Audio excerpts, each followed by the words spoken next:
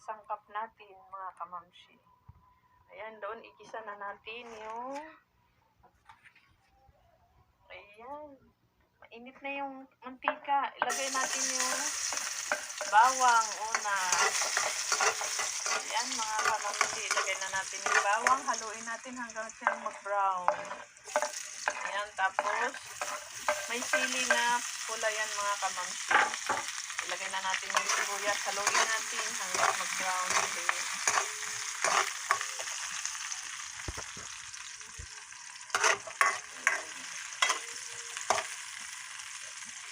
Haluin natin ang haluin.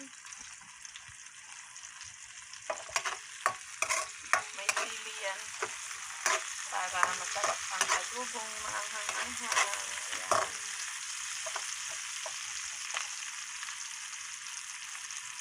Ayan, ilagay na natin yung baboy. Malalaki ang hiwa yan mga kamamsi, hindi siya maliit. Ilagay na natin yung baboy. Nakamarinate na yan mga kamamsi.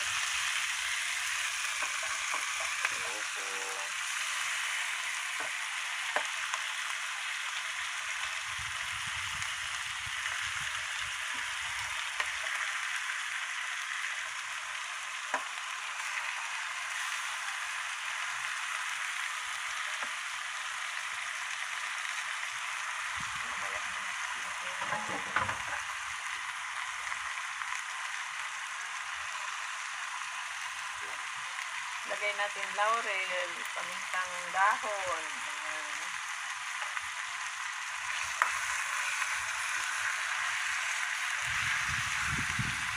Haluin natin para magpantay ang kanyang luto. Ayan. Haluin lang natin mga kamamsi. Ang bango. Yummy.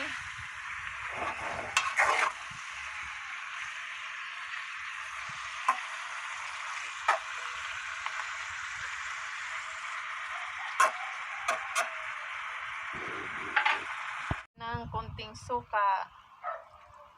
Ayan.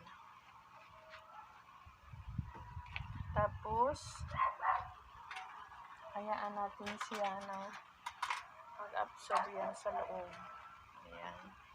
Lagyan na natin ng tuyo. Ayan.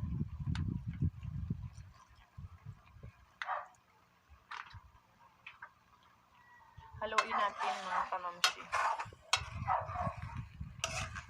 Ayan yung adobong malalaki. Adobong pork chop. Malaman kasi pag pork chop mga kamamsi, hindi masyado mataba.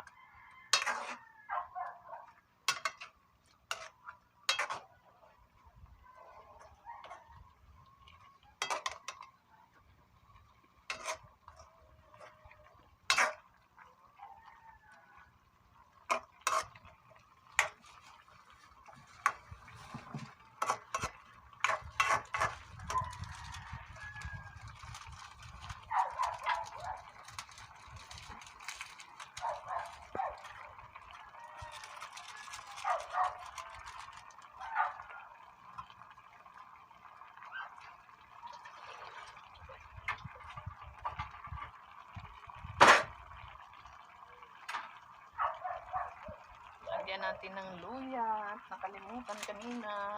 Tapos, magic.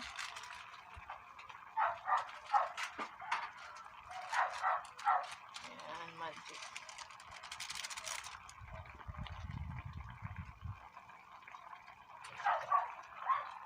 Lagyan natin ng tubig mga kamamsi.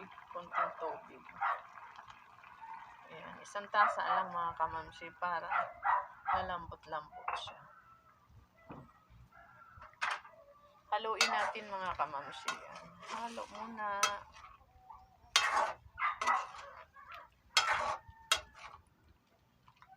Para magpantay yung sarap. Ayan. Takpan natin mga kamamsi. Takpan natin. Babalikan natin mamaya 20 minutes. Pagkukas natin. Ayan. Ayan Ayan na mga kamamshi.